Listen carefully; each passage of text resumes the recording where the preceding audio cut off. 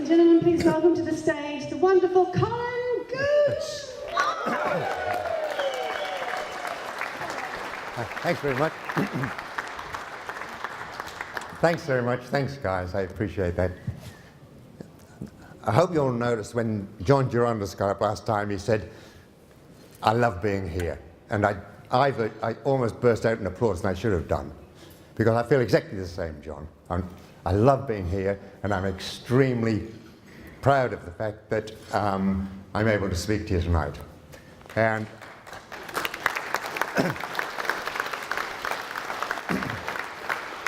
yes. So I just wanted to talk a little bit about our history. There's sufficient new chums here to be able to have an excuse to go over that again. Thanks very much. Yeah. And now I want to talk a little bit about the present, and then a wee bit about the future. So we're going to start off with this gentleman here. And for those who don't recognise, and you should recognise, this is our founder, this is Ted Nightingale. This is the guy who employed me. Thanks, Ted. That was a good decision for me. Now, Ted was a builder by trade. I seem to remember him telling me that his parents came out to New Zealand when he was quite young, and that they came from the old country and ran a pub in the home counties. But Ted trained as a builder, and he had a love of concrete. He was an innovative guy, and he saw before others the versatility of concrete as a building material. And he did stuff that others weren't doing. He was early into tilt slab building before people had heard of it. In his place in Stokes Valley, he poured the floor, and then he put one of his compounds on and poured the ceiling or the roof and lifted that up and then built the walls in place. Stuff that people would think, what's going on here? And he was enamored with concrete. But anyone who knows concrete knows it's a very hot alkaline material, and it's very difficult to paint, particularly with the oil paints of the day. And they just didn't work.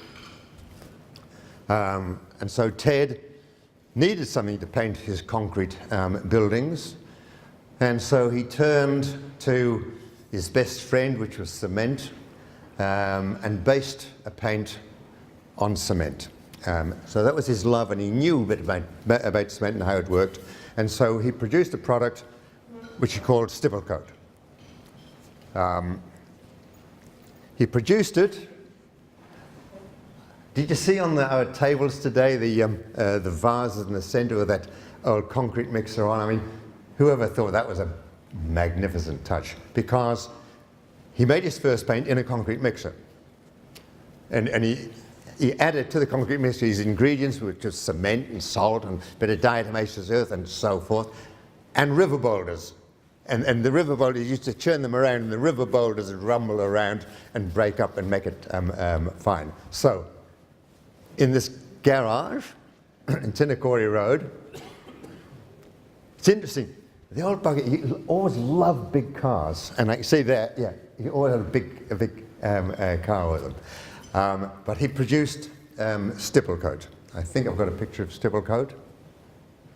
There it is.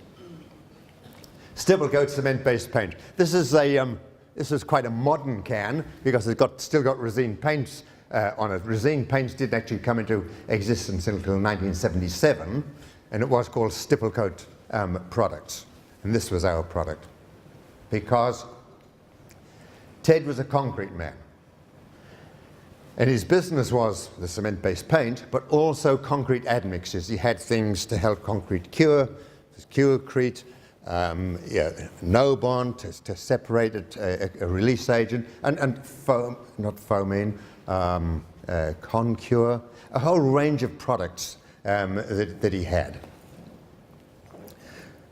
Among which, and this was critical in the development of Resene paints, among which was a product called Semstick. Semstick is a material called polyvinyl acetate.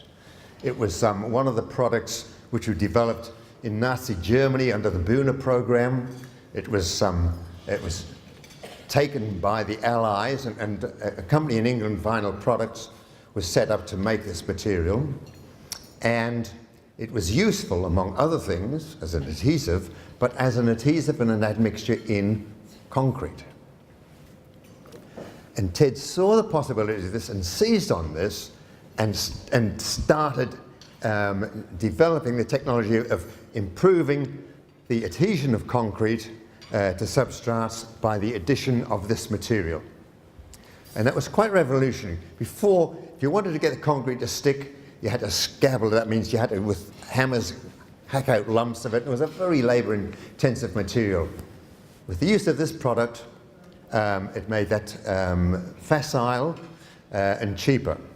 And so he became basic in this product. This product, Semstick, he sold, and so the license into Australia, and that was still being sold in Australia up to about 15 years ago, I think. So he sold it to a guy called Archie Hattrick, who had the AC Hattrick company. So this was a significant step forward. But the critical thing was, a guy from Vinyl Products in England took the opportunity to come to New Zealand, any excuse to come to New Zealand, to come and talk to this customer and see what was happening. And he said to Ted that some people were starting to try and make paints with this material. And so that was enough for Ted. He started on his own to develop a product, a paint product. Now, that sounds pretty straightforward to us now, but think about it.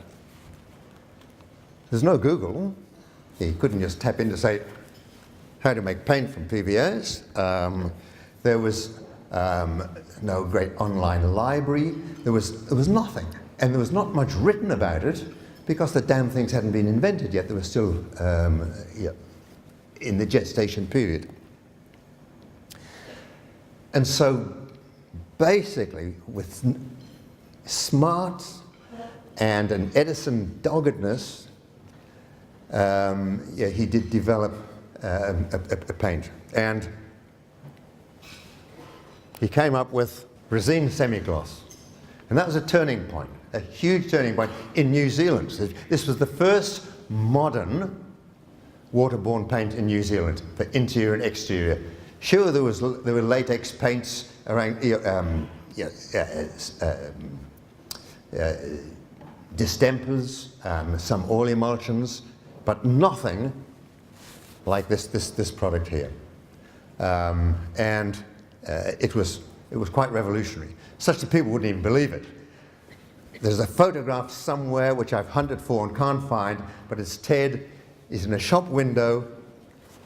He's painted this surface, and he's got a hose pipe like that, proving that this waterborne paint was water resistant.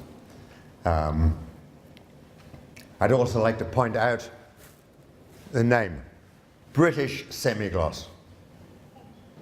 Had bugger all to do with Britain, but in those days, Britain was best, and just anything. So it was just I won't say primitive marketing, but it was the marketing ploy of the time to get British on there. See the shield there, the dependable. They're strong. And the name itself, Resene, although there is actually a product called Resene, which is comes from a pine tree, this was just a word concocted by Ted himself. And that was the genesis of Resene paints. So at a time when everyone else was in oil-based paints, we'd had this waterborne paint. Also, once you got this, everything was waterborne. Yeah, clear Resene. This was the most perfect varnish ever. So retains the natural beauty. Yeah, once he got on this bandwagon, he was completely enamored by the products. I just want to tell you a little bit more about the man. So you saw that picture of him, which is in his builder's gear. That doesn't do the man any justice whatsoever. To have seen Ted in the pomp of his life, when he's getting a little more mature, he was a wonderful figure of a man.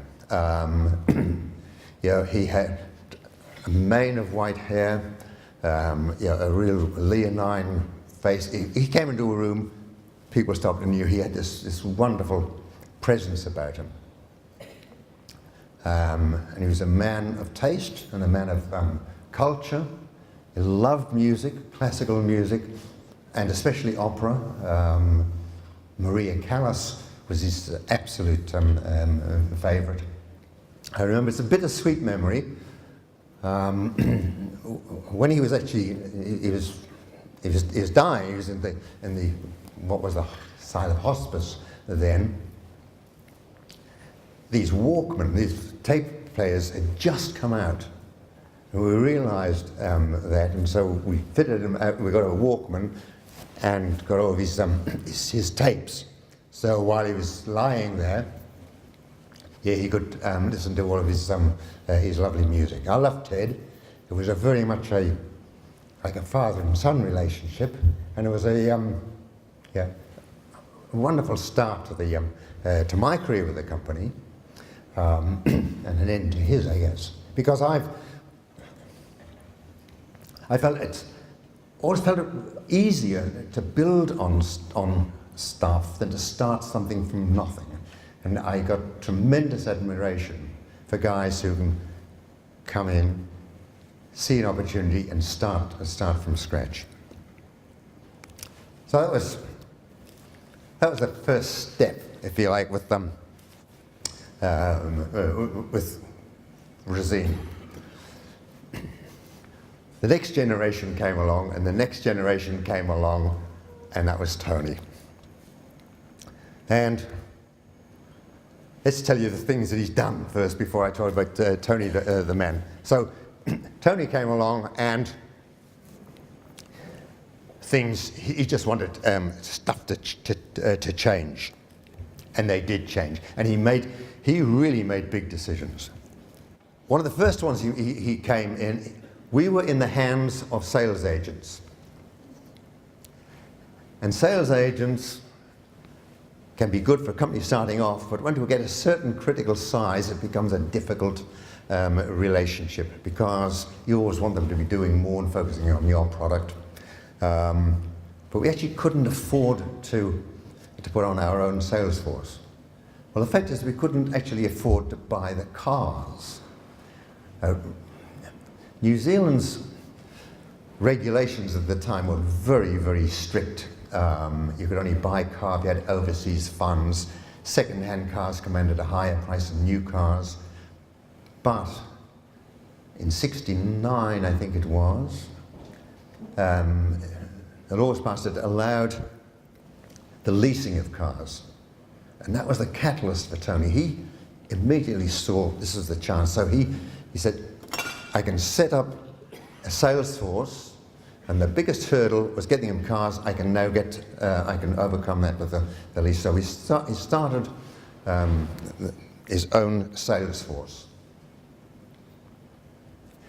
That was only one step of it. The paint industry in those days was very much tied up, that the retailers were closely tied and aligned, owned by paint companies. And there was not too much way in. There was a few independents that we could get our way into, but it was very difficult and very tight.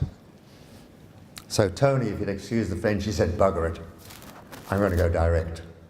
Now, today that doesn't sound a big deal. In those days, it really was revolutionary.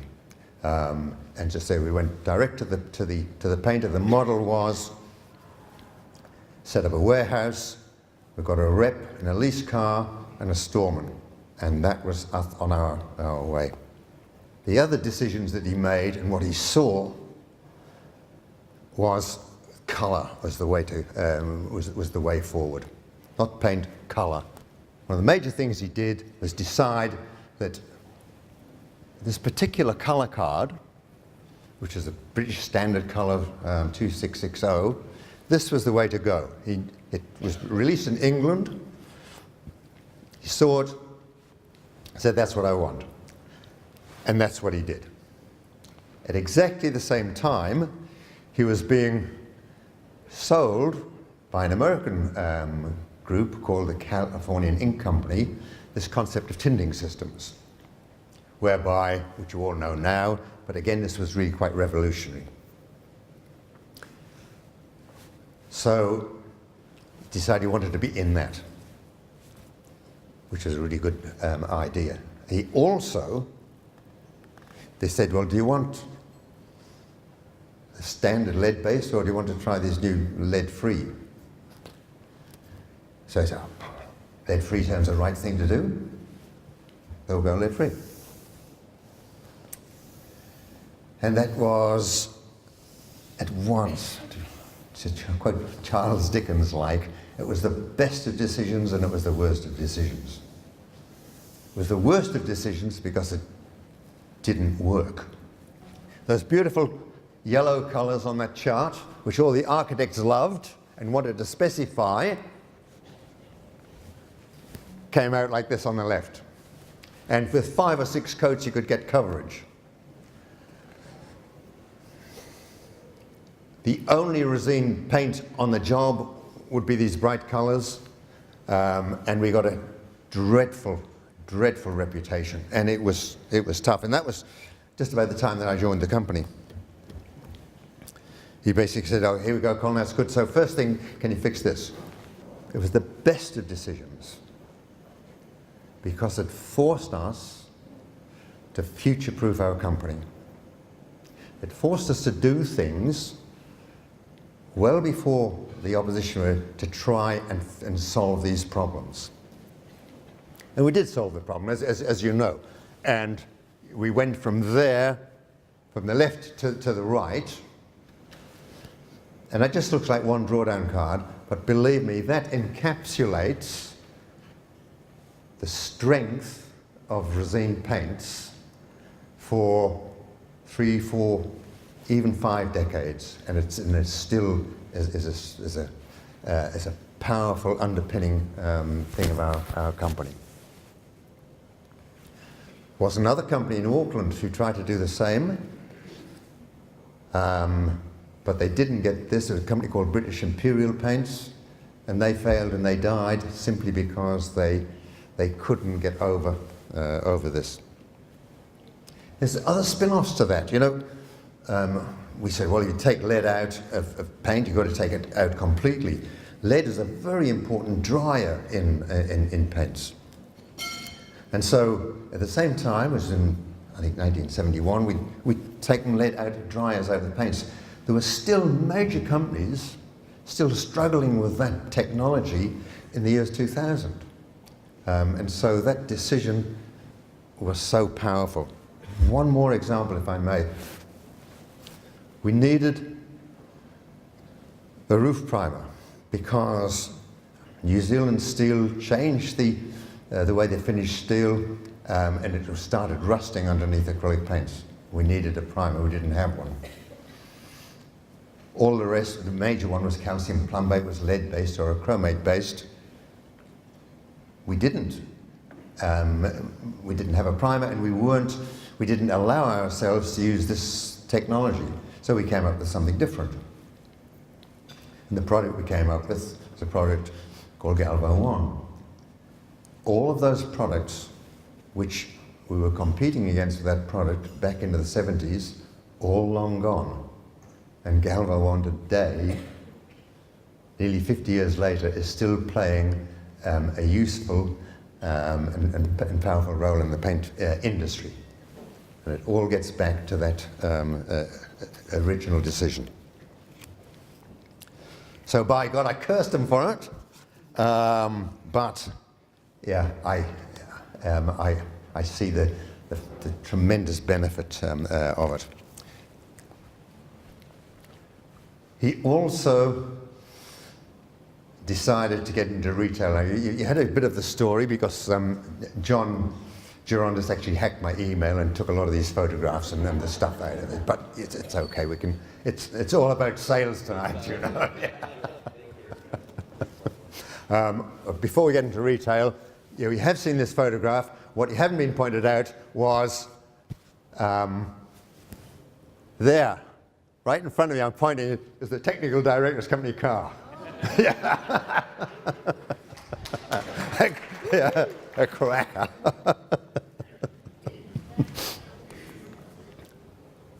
So, we've had the story. The true story is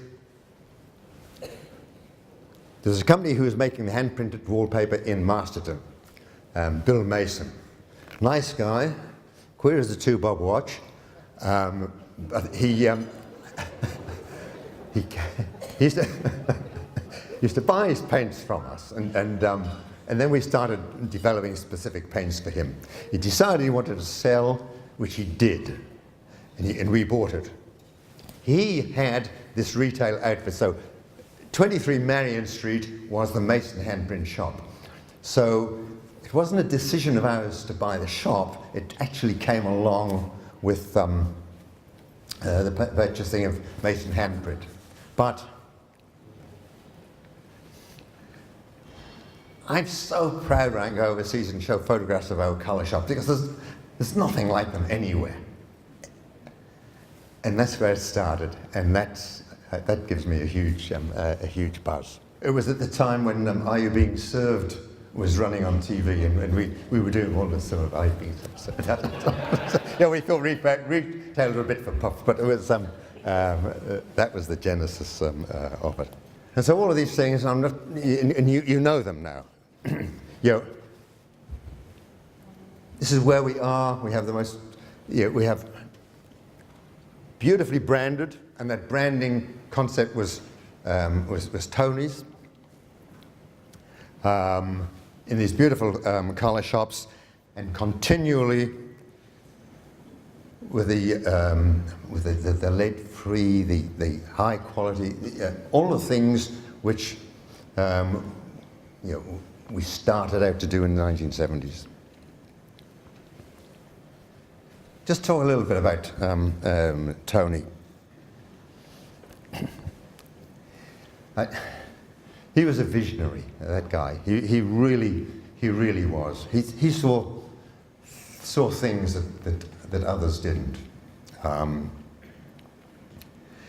hell, he was a salesman. He was a tremendous salesman, and he was a funny guy. He visited. I just to film a bit of background. Around in the early 70s, the first oil shock, and there's all sorts of things that New Zealand did to combat that. Carless days, and one of them 50 mile an hour, I think it was at those days, 80k speed limit. Tony used to like fast cars too. Must run in the bloody Nightingale family. Yeah. And he went to visit Peter Edmonds. And they were great mates, as Peter will tell you. But he came in and said, Peter said to him, so how did you like the new speed limit? And Tony said, I don't know, I haven't tried it yet.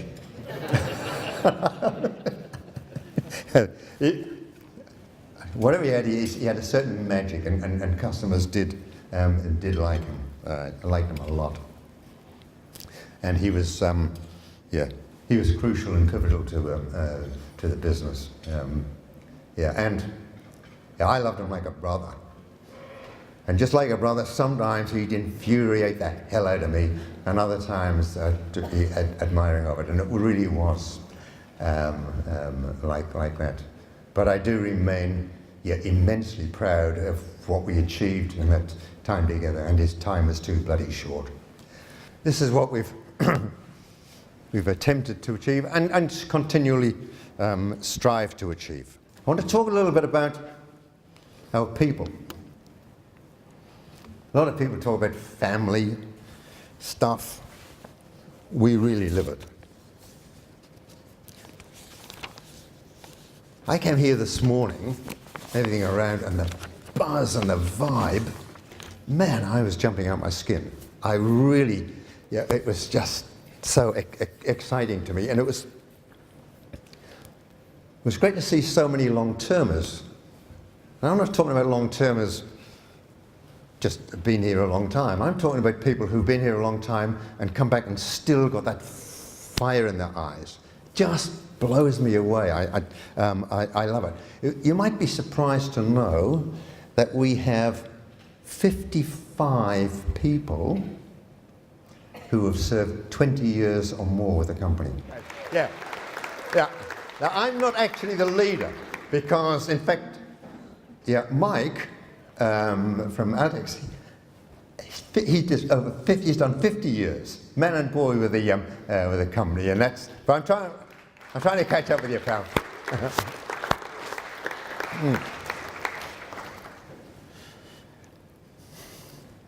Next year.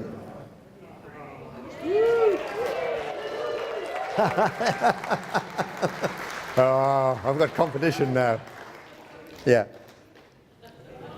Yeah. Next year. All right. Yeah. Next year, there's going to be 5 more people click over to 30 years service. 5 more. One of which is this young man who leads us. How can you believe that? He's going to have 30 bloody years service, and he's really warming into the job now. Yeah, yeah, yeah.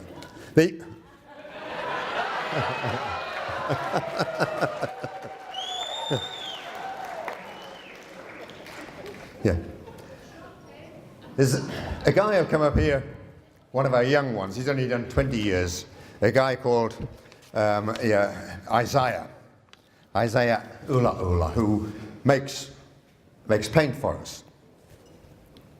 I just did a little calculation. In his 20 years with us, that guy has loaded 54,000 tons of pigment. Now, can you imagine 54,000 tons? A ton and a pallet. Can you imagine 54,000 pallets? And that man has loaded that into that to make our paint. Just fun. There's another couple of ladies also in production that must have been a good year each, have served 31 years. There's 62 between them, and they're canners. The same calculation they have canned in their careers with us between them.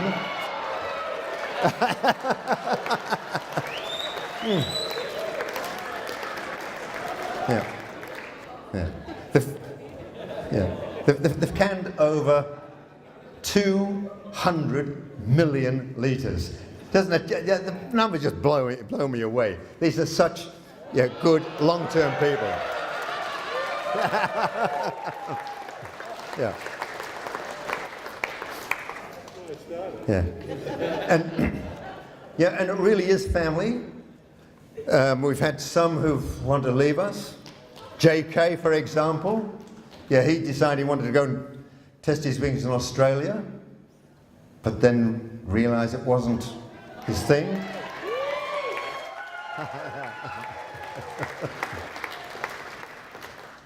And he came back like the prodigal son, as did Ed Ribbon in production. Yeah. One of the nicest stories on that is a lady called Tunis Cook, who was a she matches. She works in our colour lab. She had a bit of a story. She was some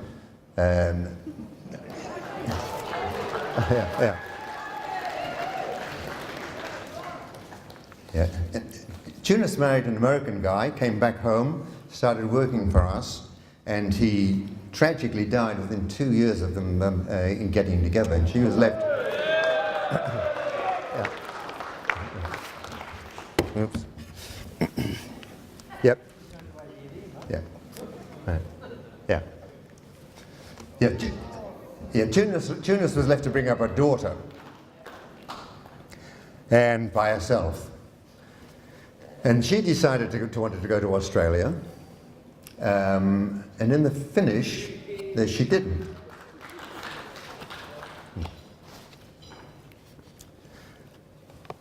So I found out she wasn't going, and I just went across and gave her a cuddle. She said, "What that's for?" I said, "You're staying," and I'm really happy about that.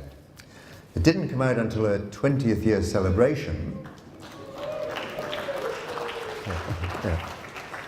that the reason that she didn't go was because she said how foolish it would be to leave Resene, who'd been so supportive of her and her daughter, who'd basically grown up within Resene.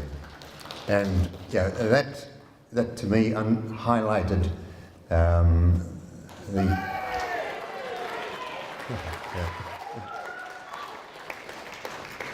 it certainly highlighted the care and the family bit of Resene.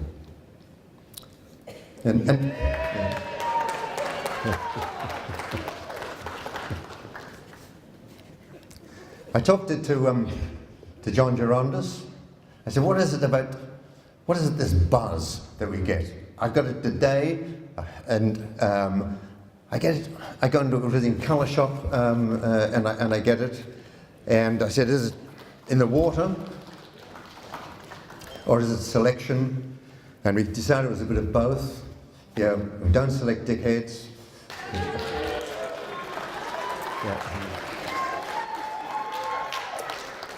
Yeah. The dickheads drop off, and we're left with a team of people with a real spark, and a spark that transfers to all of us. And just on a personal note, yeah, I've had wonderful times with Resene, with Ted, and with Tony, but I've got to say that the happiest time has been in the last 10 or 12 years, and I thank you very much for that, Nick. I'm going to finish off by talking a bit about the future. The last sales success that Nick put out, and I thought it was bloody good, was about complacency. And that was a story about a good friend of mine, a very good friend of mine, Peter Bryant. He was a hell of a sales guy. He'd never been in paint before. His previous job before he joined us, he ran a billiards saloon in Masterton. And he was a sharp player too, by God. He took a few bob off me many times. But he went there and he did an absolutely fantastic job. He was brilliant. And he really did have the bay by the tits. And eventually, and as Nick stated out, he decided that he owned the bay, and he became complacent. None of us own anything by right like that in the market. There's always people coming in behind us. Always people looking for weaknesses. And complacency is a real cancer. I'm concerned about the coming building boom. It's going to be great. We're going to have lots of paint, for sure. It's easy when you're selling lots of paint and you're making lots of paint. It's easy to become complacent because you don't have to work so hard. Yeah. The really dumb companies are happy if they can maintain their sales in such a climate. Yeah, the complacent companies are happy if they can maintain their position and their market share, but the good companies say, this is the time also, we just got to dig it in and make it better and do it better. Because we've got a hell of a lot of competition out there. You might not think so, and there might sometimes we might get a bit complacent about our position. But just think of it. Dulux is probably the smallest one of the majors. That's a $2 billion company. We had Valspar come in, which is a $4.3 billion company, taken over by Sherwin-Williams, 8.3 billion, so together now there's 12.6 billion. This is a huge amount of clout. PPG, who operate in New Zealand, a $14.3 billion company, and Akzo Nobel, the $11.5 billion company. So, yeah, don't get complacent when you've got these guys there. They, at any time, they can invent the better mousetrap. And so it's up to all of us, our chemists, to be sharp and do things better, for us to produce smarter, to produce better, and for everyone just simply to be better. I truly believe that the next decade is going to be decided by who does e-commerce best. And I think we've got a lot to do in that area, and we're going to rely even more on Karen, I guess, in this area. But I believe that whoever does the e-commerce best will be the ones which will come out on top. And if we enter into that, and we've got to enter into that, we've got to be like everything else. We haven't just got to be as good, we've got to be the best. So there really is some work to do there. We also look to maintain our partnerships. Things change. We have a fantastic relationship with Roman Haas. They give us real good insights into their new technology. Then they're bought by a company called Dow. And so we then have to renew those relationships, and just to make sure always that we're on the ball and we never get complacent.